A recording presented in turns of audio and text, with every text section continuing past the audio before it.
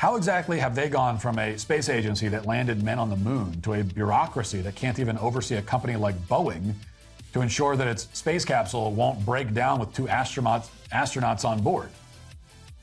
Well, Tenet Media obtained this window into the culture at NASA, and I think it helps give us some explanation, some insight into what's happening right now. Watch. Okay. And in doing this work of examining my own intentions and my own actions and their impact, I can see that there's so much more that I could have done to make the projects I've led equally welcoming to Black, Indigenous, and people of color as the white people they have. There it is. An old, recording from a Zoom call from someone at the company saying that they could have been more welcoming to Black, Indigenous, and people of color. That's the reason. If you work at Boeing, it's been a pretty demoralizing 2 decades or so. What's his deal? Does he not have a standard set, or is he just traveling? Is that the reason? I feel like there's always a different background. Sometimes it's a hotel room, sometimes it's a parking lot, but whatever it is, Matt Walsh, he just can't stay still. He doesn't like his baby room. First, there was the one with the baby dolls and the walrus dolls and all that kind of stuff.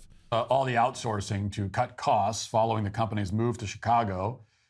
And then 2 of the company's brand new MAX aircraft plummeted from the sky, killing hundreds of people because the plane's state-of-the-art safety software put them in a nosedive. And then a door blew off one of the company's passenger planes mid-flight over Portland, apparently because Boeing factory workers shipped the thing without installing 4 very important bolts, though I imagine every bolt on an airplane is very important. And that triggered a criminal investigation, led to the grounding of more than 100 aircraft. And then 2 planes, a Boeing 757 and a Boeing 777, lost a tire and a wheel. Yes, I'm going to assume right now he's talking about DEI. I assume that it's just like the super racist thing that all the right have been doing for a while now. I guess that, it hasn't gone away. It's certainly, they're talking a lot more about how Kamala Harris isn't actually Black. Kamala Harris is lying about that, and they're going real weird with it, but they haven't forgotten. No. And as more stories come out about Boeing, which, by the way, completely right to criticize Boeing as a corporation. It's a horrifying corporation. It's very, very bad. It's an evil corporation that does untold amounts of human misery. But to go after them specifically because you think their hiring practices of non-white folk have led to all these disasters and not capitalism, right? Instead of being like, hey, this just goes back to, again, the fascistic narrative of trying to go after minorities rather than actual people in positions of power. That's it, right? Whether it was blaming Jewish people for the financial collapse that Germans were experiencing, that entire thing where it's like you have to scapegoat someone, right? And it was the same thing in Italy where they're scapegoating both socialists, leftists, communists, as well as immigrants, which they felt were poisoning the nation and stuff like that. It's the same playbook. On takeoff, respectively, and all of it was caught on video.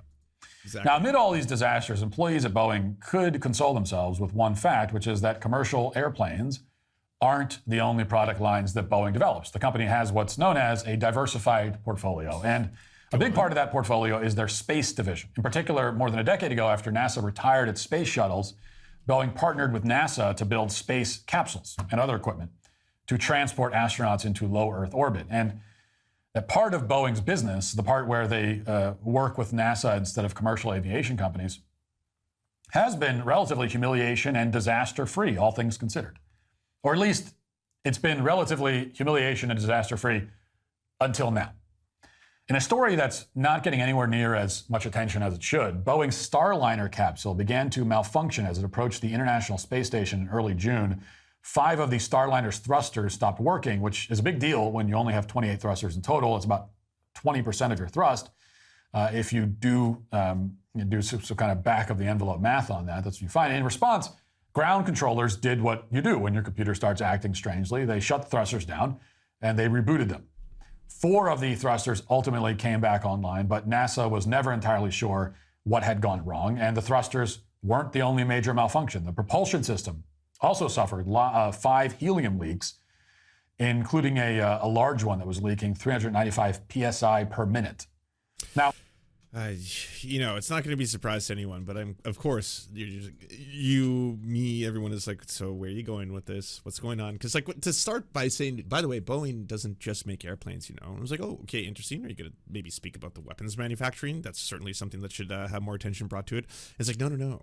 They also make things that go into outer space. This story, if you haven't been following it, there's a lot of things to it. How worried should we be about Starliner's stranded astronauts?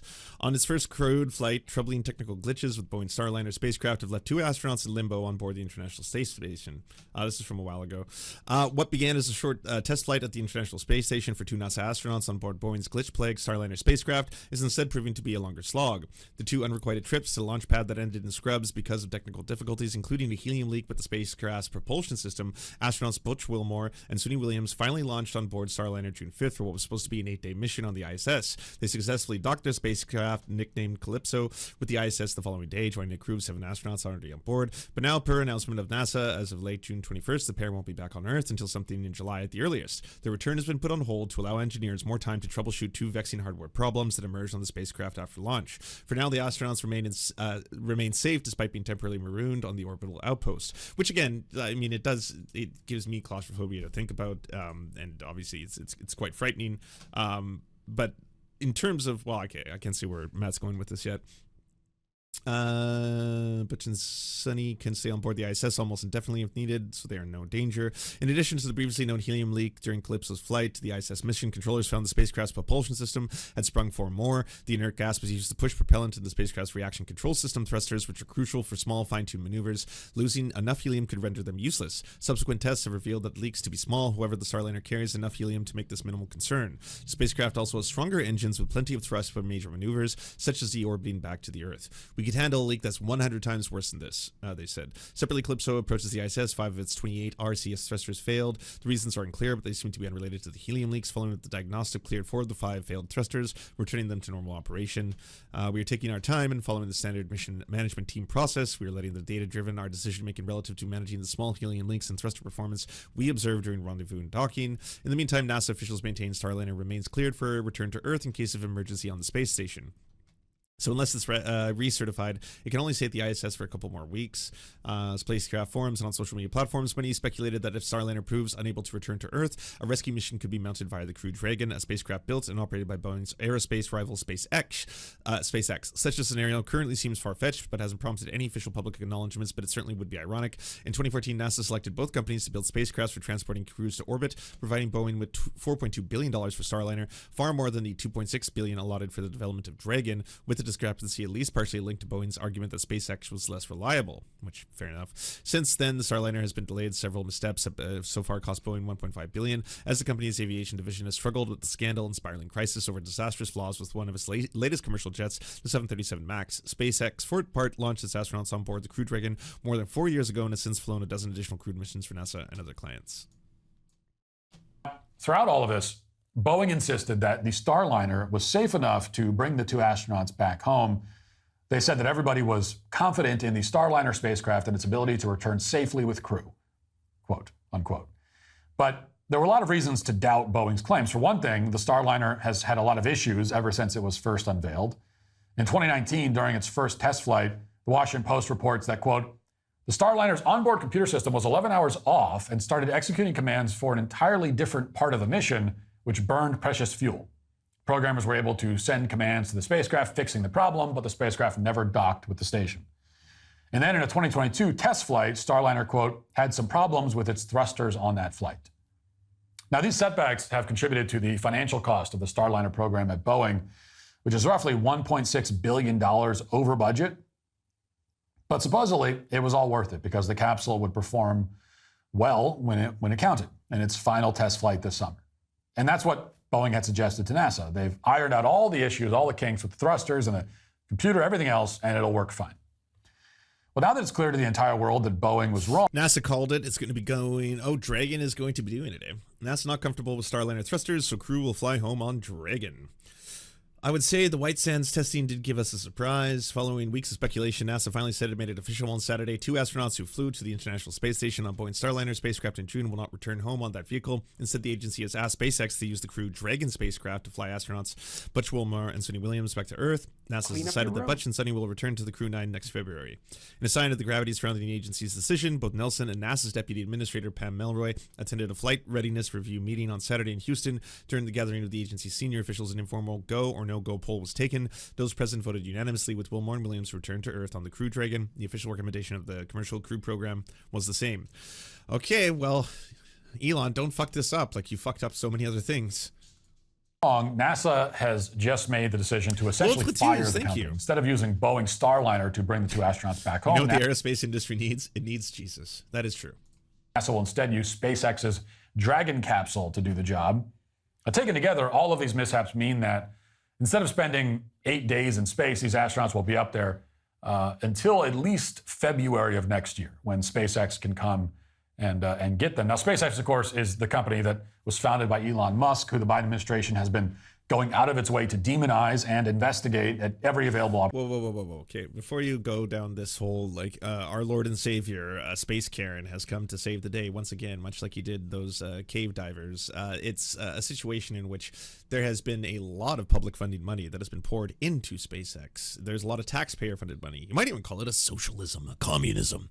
But it's not as if SpaceX, just by virtue of existing as a company that Elon Musk founded and started and has through hard work, a lot of bootstrap pulling and meritocratic, enthusiasm has grown to become one of the largest private space exploration companies in human existence. He is truly a hero and a miracle and a savior of the human race. It's not that. It's that it's a company that has taken, again, billions and billions of dollars of taxpayer money to be able to do what it does. Opportunity. But now the Biden administration needs Elon Musk to come to the rescue and avert an international catastrophe, which is why they're turning to his company for help.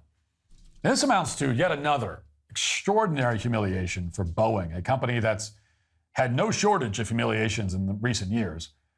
But what's happening at Boeing is a familiar story in corporate America, even if the company's collapse is a bit more visible than most. Boeing became extremely powerful and dominated the market after Yeah, let's take a little look-see. Elon Musk is speaking out against government subsidies. Here's a list of the billions of dollars his businesses have received. Elon Musk companies have received billions in government subsidies over the last 2 decades. In 2021, Musk opposed higher taxes for the rich and said the government shouldn't control capital. He recently said that he opposes government subsidies. One of his companies accepted them as recently as April. The richest person in the world said he doesn't want any help from the U.S. government, but his companies have actually gotten billions of dollars worth. Like many other wealthy Americans, Musk has spoken out against a proposed billionaires tax. Eventually, they run out of other people's money, and then they come for you.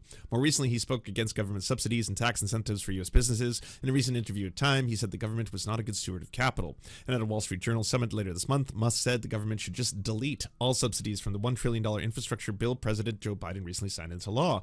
It includes $7.5 billion for electric vehicle charging infrastructure, which would seem to help one of Musk's companies, Tesla Motors. However, over the recent years, Musk companies Tesla Motors, SpaceX, and SolarCity have received billions of dollars from government loans, contracts, tax credits, and subsidies. According to the Los Angeles Times investigation, Musk companies have received an estimated $4.9 billion in government support from 2015, and they've gotten more since. Here's a look at some of them. SpaceX lands a $2.89 billion contract with NASA in April 2021. SpaceX signs a $653 million contract with the U.S. Air Force in 2020. Tesla accepts certain payroll benefits from the federal government's $600 billion 2020 pandemic stimulus. New York State puts $750 million towards Solar City plant in Buffalo. Solar City receives $497 million in grants. Tesla had $517 million in environmental credits as competitors per federal mandates. Nevada provides $1.5 billion in tax breaks and other incentives for a new Tesla Gigafactory. SpaceX receives $50 million from the state of Texas in 2014. Energy Department loans Tesla $465 million in 2010. So it seems like a lot of handouts. You know, it seems like a lot of socialism, a lot of government welfare. It makes him a welfare queen, that Elon Musk. He's the queen of welfare queens, I say. Merger, it began receiving nearly half its revenue in government contracts, making it a de facto state enterprise, basically. And the usual corruption and largesse followed. Executives became wealthy, far wealthier than their more competent counterparts at its competitor Airbus, which is headquartered in France.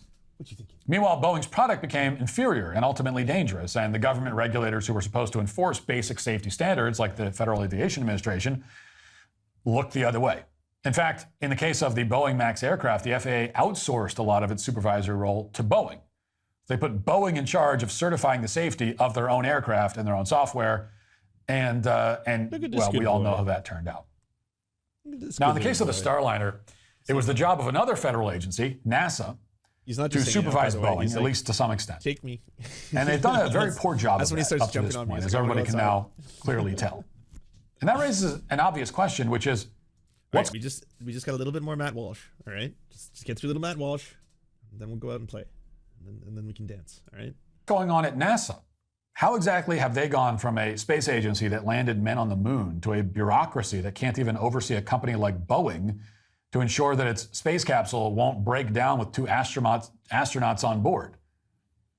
Well, Tenet Media obtained this window into the culture. That's funny. We were just talking about Tenet Media. It sounds pretty official, just off the like, you know, when you hear it, it's like, whoa, Tenet, is that's a film that's in backwards, right? That was a no. This is an actual media organization started by Tim Pool, and it's also got Lauren Southern in it, yeah, and Benny Johnson. It's that strange collection of very far right figures, but yes, that Tenet Media At NASA, and I think it helps give us some explanation, some insight into what's happening right now. Watch. Okay. And in doing, we've been waiting a long time for this, by the way. This entire segment, it's kind of like, hey, by the way, here's what's going on. I'm going to tell you about it. By the way, apparently SpaceX is going to be contracted. We're going to talk about government oversight. We're going to talk about Boeing. Not going to talk about, any aspects of the military-industrial complex, but we are going to talk about how they are a bad company that does some bad things. But why? We've been waiting for it. What is the why behind it all?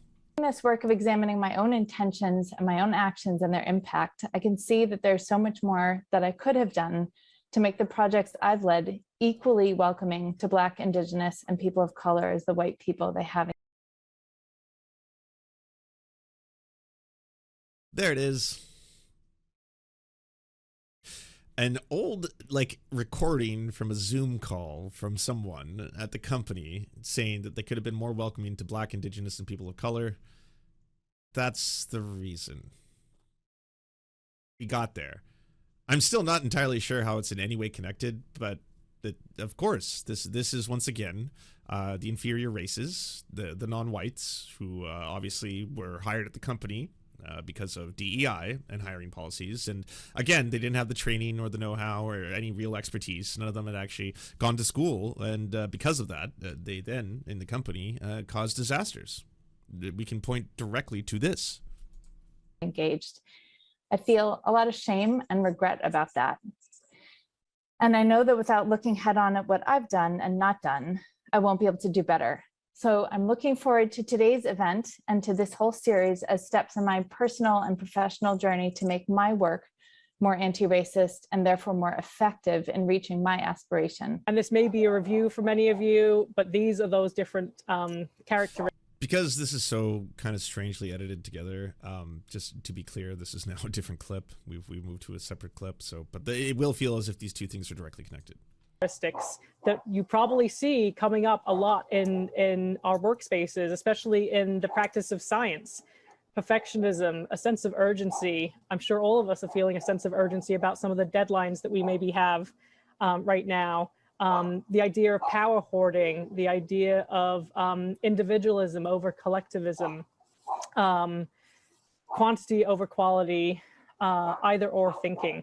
And so all of these things can really limit the way we go about doing our work, and they can really limit the way we are able to connect with communities that come from different cultural backgrounds that don't value these things the same way that white supremacy culture values. This is so profoundly fucked. And the shitty thing is that, for a certain section of people who watch it, they believe it. Again, this is such a monumentally racist leap to make, one in which you might even say it's astronomical. It's like we're going to the moon of racism, because where's the connection? You found footage of them doing seminars and teaching people about racism, teaching people about concepts like white supremacy, maybe not things that they learned in school or whatever within their own work environment. And then all of a sudden, ... Where's the connection between this, DEI, hiring policies, And like, does no one realize the amount of qualifications you need to be able to even have your resume be read at these kind of companies, especially for like positions where you would be directly involved in engineering and stuff like that? You don't sit down at a table, they take a look at the resume, and then all of a sudden it's like, so it seems here you have nothing to do with any of this. Like, you don't know what we're doing here, but you are black. And we need more black people as per the quotas of the DEI. So I guess we have to hire you. It sucks because there's so many qualified white guys out there, you know, like actual engineers who know what they're doing. They're pleading with us, please let us work on this project. But I can't do that because I have to meet the quota. So I guess I have to hire unqualified indigenous people, unqualified black people to do this. It's the only way. It's unfortunate, but my hands are tied. Big government, am I right? Use them. Yes, objectivity is a part of white supremacy culture. Only white people are capable of being objective, apparently, is what we're told. Now, according to NASA, all of their employees should be ashamed. So take the grotesquerie of the white supremacists here to the side. Just put them, compartmentalize it for a second, push them aside. A lot of those programs and courses, they can be very beneficial for people who might not have any understanding of these terms and might learn a lot of these terms from right-wing reactionaries who just make a mockery of the entire thing. So if you hear terms, let's say microaggressions, for example, and then immediately it makes you think of SJWs, woke, soy, if like the first things that go in your mind is it just like that's what fills into your brain? Well, most likely you've been listening to these kind of folks. And it's really unfortunate because even people and like say liberals who've been trying to introduce some of these concepts to mainstream audiences, even they are kind of in their own way being scumbags about it. I don't know if you all saw this headline where it's like Robin DiAngelo, the author of White Fragility, turns out may have plagiarized elements of White Fragility from other scholars of color, as in like she, I guess, didn't want to take her own lessons. And I'll be the first to tell you, I did not like the whole movement surrounding White Fragility book, not because I don't think the concept's real. It absolutely is, because it got Jimmy Falloned so fast. All of a sudden you had like, you know, she was going on Jimmy Fallon's show, Jimmy Kimmel's show, on Drew, like doing this entire circuit where one by one, all of a sudden you had these kind of like white liberals who were sitting there and were like, so tell me about the concept of racism. How does that work? How does one make someone aware of this racism? Yeah, so what is that? And then it's like, oh, so you're going to learn about terms like white fragility. You're going to learn about terms like centering yourself and centering your whiteness in a conversation, things like that. And a lot of these concepts, which obviously are going to be adopted from a lot of academia that comes from people of color, especially black sociologists who have been talking about this kind of stuff for a very, very long time, trying to get white people to listen. Well, all of a sudden now these concepts are being imparted upon a larger audience, and then people are having to reckon maybe with some of the things, but it all feels so grotesquely performative. Like White Fragility, for example, I read it, by the way, I read the book. It doesn't ever tackle the aspect of capitalism, how it's intertwined with, say, the North Atlantic slave trade in the history of the United States. It does talk about the North Atlantic slave trade. It does talk about the horrors of it, and it does talk about a lot of the other effects that happened generationally post that, such as, you know, redlining, Jim Crow laws, all that kind of stuff in U.S. history, and it brings up like the Tulsa Massacre. It talks about those things which I think everyone should learn about. It's very scary when you try to erase those aspects of your history, but then when you ignore the elements of how a lot of these processes have been exacerbated through capitalism, how there's an intersection between both capitalism and the hierarchies created by capitalism, and that association with white supremacist structures, and how that itself has generational wealth was accrued distinctly through, say, you know, the ownership of other human beings. That's crucial. You can't ignore that, especially if you're looking at this from like an academic standpoint. So the book was kind of just trash, and then it's like it's trash. It's kind of like the same thing with climate change and Al Gore. Al Gore was not wrong in trying to really get a lot of people to learn about climate change, right? But his messaging got co-opted and politicized so quickly as being liberal, as being democratic. And in the same way, the same thing happened kind of with White Fragility. But you fast forward all the way to now, where we have like actual white supremacists like Matt Walsh, like make no mistake, the man is a white supremacist, actually trying to now correlate, say, a company's shortcomings, trying to cut corners, and trying to cover up their own fucking, terrible practices that are resulting in death and not just in the potential murders of their own employees and whistleblowers. I'm talking about actual people getting killed by a lot of these terrible products, not meeting safety standards, stuff like that. A lot of that is suddenly going to be ignored. So white supremacists like this can now bring up courses that were just made to be able to make people aware of things they might not be thinking about. Like white people are not raised with the talk, or they're not raised about a lot of these concepts because they don't experience a lot of that racism firsthand. Because they don't experience it firsthand, learning about it feels like racism to them. That's kind of what's always going on here, right? When you have someone who's telling you, hey, by the way, I'm treated differently by the color because of the color of my skin, and a lot of the people who treat me differently are white people, and you're telling that to a white person, and the response to that is, hey, is that anti-white racism? Are you saying I'm bad because of the color of my skin? You're doing the thing. This is a racism, I think. Anyways, I've been taught to believe it. That's been where so much of Christopher Rufo, Matt Walsh, all of these white supremacist far-right reactionaries have been able to now carve out a very effective political position that gets people angry, and it gets them legitimately thinking that, hey, maybe black pilots are in inherent danger because they were hired just because of the color of their skin, things like that. That is so profoundly racist to try and mainstream. It is so profoundly racist to try and make people think when they look over at a black person who's a pilot, maybe they're in danger. Maybe, I don't know if I want to be on this flight. I'm already kind of scared because flying in general is scary, but now I'm extra scared because I have been taught to believe that this person may not have the qualifications for the job. It's an incredibly dehumanizing thing that is being done blatantly in the open now, right? Like flagrantly by these fucking assholes. Being white, engaging in either or thinking makes you a bigot. So does perfectionism, being objective, having a sense of urgency. So like doing things on time and trying to do them well and holding yourself to a standard, an objective. You see, like all he's doing is taking offense to it. He's doing the exact thing I just talked about. He's looking at a chart that's talking about white supremacist power structures and getting people to identify that, and then all of a sudden saying like, so what? Apparently, these qualities are bad. Being punctual, hardworking, ethical. No, that's not what they were saying. It's not what the lesson was saying. I know it's hard when you only have like 10 seconds of it and you see a scary piece of paper a scary screen on your screen, and all of a sudden you're like, whoa, this is anti-white racism. And it's like, no, but what about the assumption of certain things?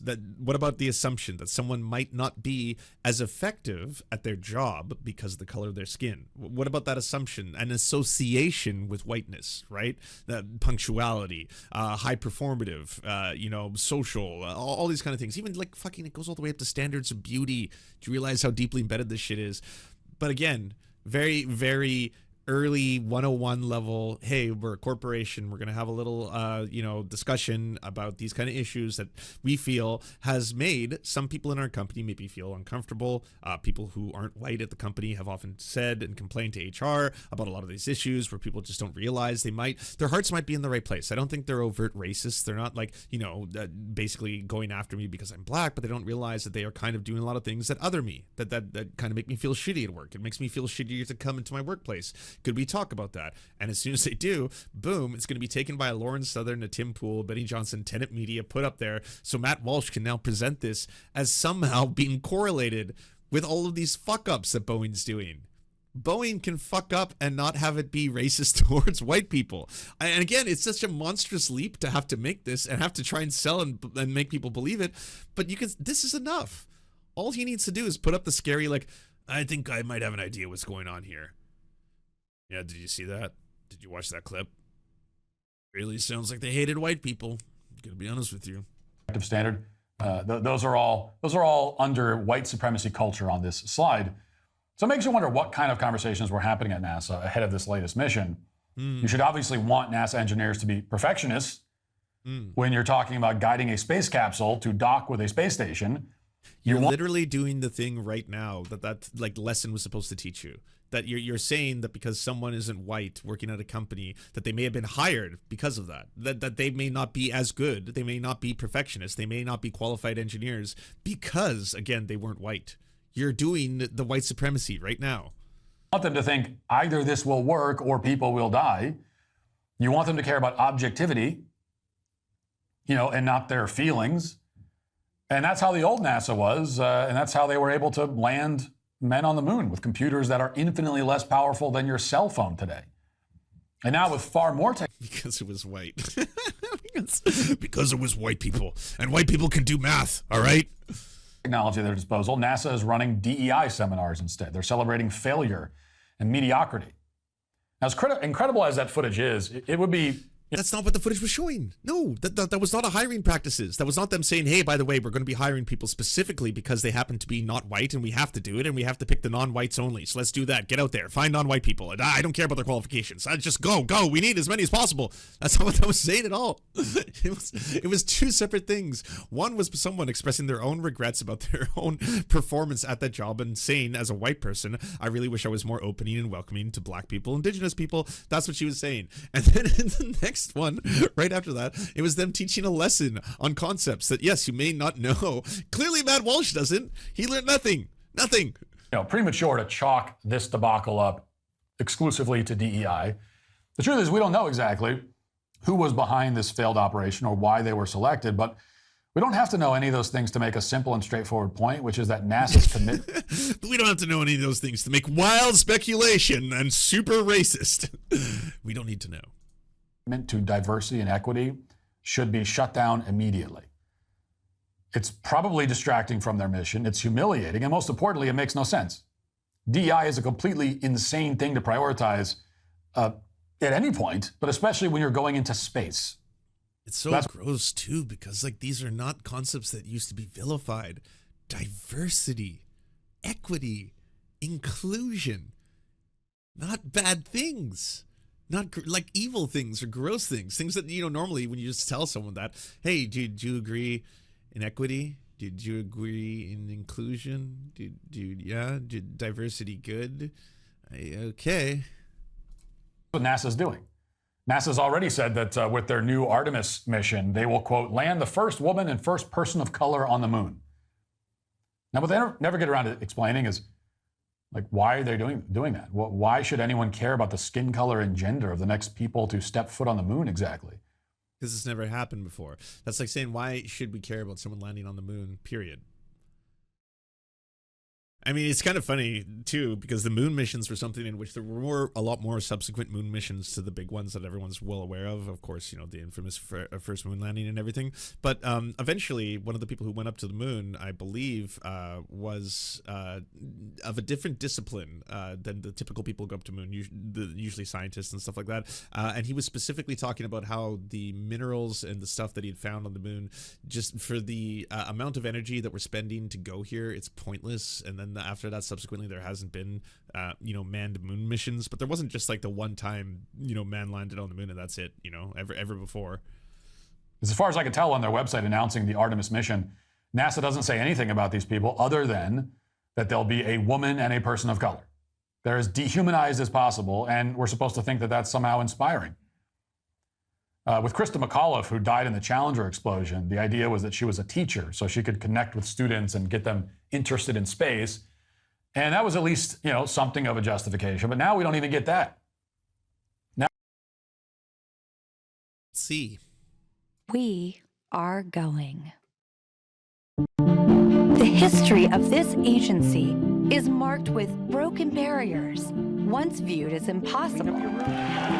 With science fiction turned reality, with innovations that have spun industries all their own, and with demonstrations of peace for all humankind. We soar in the skies of our home planet. We maintain a human presence just outside of gravity, and we touch points all across the solar system and beyond. We're going back to the moon, and this is why. The moon is a treasure trove of science. It holds opportunities for us to make discoveries about our home planet, about our sun, and about our solar system. The wealth of knowledge to be gleaned from the moon will inspire a new generation of thought and action. Without fail, every major program and mission NASA has invested in has led to technology. Okay, we're only a minute into this, but I still have not seen them talk shit about white people. I'm sure it's coming up. Matt wouldn't lie to us. And capabilities that have shaped our culture. The breakthroughs of the Artemis era will define our generation and the generations to follow. The tens of thousands of jobs associated with propelling us to the moon today are just the beginning of a lunar economy that will see hundreds of thousands of new jobs develop around the world. This is not an ambition of one entity or one country. The exploration of the moon is a shared effort, woven together by a desire for the greater good. Why the moon? Because the missions of tomorrow will be sparked by the accomplishments of the Artemis generation today. Because the ambition to go has already begun. And because Mars is calling. We need to learn what it takes to establish a community on another cosmic shore. So let's camp close before pushing it. Technology that we don't have right now, and the inability to kind of get there when vast amounts of resources are being spent on killing each other. You know, if you want to get to Star Trek, we got to first figure out the whole like burning ourselves alive in the orb thing, and also just kind of stop killing each other a lot too. Yeah. And so, we go to the moon now, not as a series of isolated missions, but to build a community on and around. You know what? I'm down. Let's do it. Let's colonize the moon. All right, Futurama style. We'll become whalers on the moon. I think it'll be great. On the moon, capable of proving how to live on other worlds.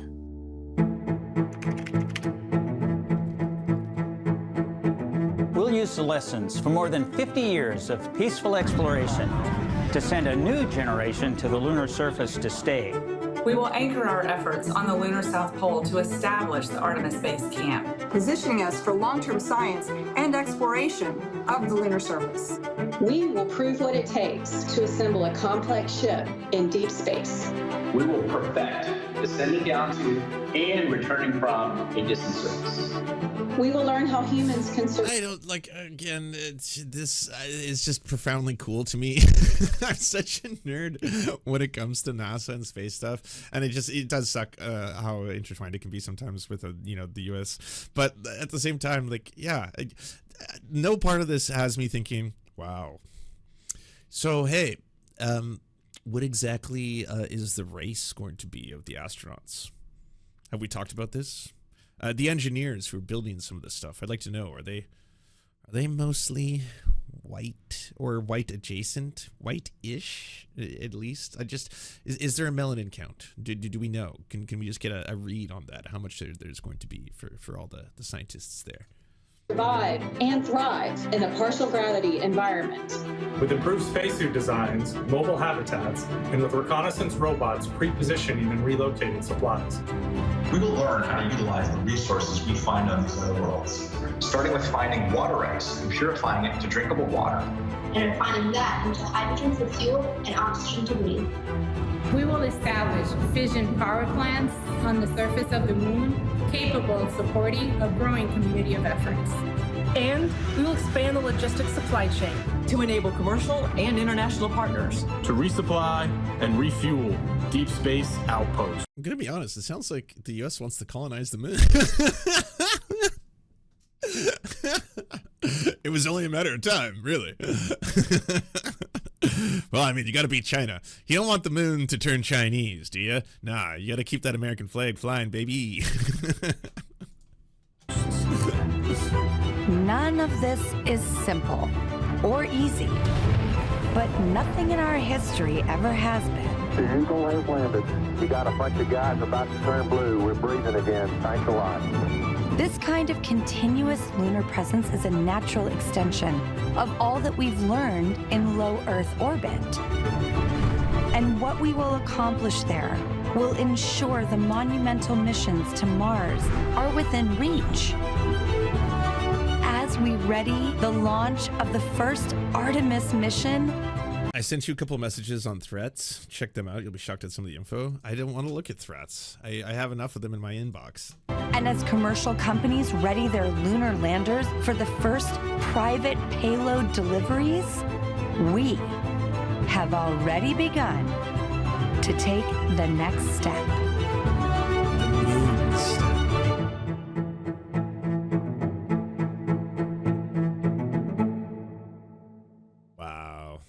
Wow. Yeah, so there was nothing in there. There was absolutely nothing in there, Matt Walsh. I was lied to. I didn't see anything about the forced diversity of the potential astronauts and moon colonizers coming up. Man first landed on the moon. I do. But our fungineers think it might have happened something like this. We're whalers on the moon. We carry a harpoon, but there ain't no whale, so we tell tall tales and sing a whaling tune. We're whalers. That's not how it happened. Oh, really? Hey, if you'd like to unlock secret bonus episodes as well as uncensored content, go to patreon.com/The Serfs. This show is produced by Anna Loves Riley, Arian McCarthy, Cheryl Alvarez, Comrade Junkie, Doug Caddy, Everything Important, Hagbard Celine, Jimmy Sombrero, Multimondi, Omni, Political Poppy, Preston Kroll, Quiet 185, Riley and Anna, Roller Dragon, Cernicus, Stellar Gwyn, Sebastian Demel, Travis McClinton, Trincel, Words Greenwood, with additional support coming from all of these amazing human beings right here.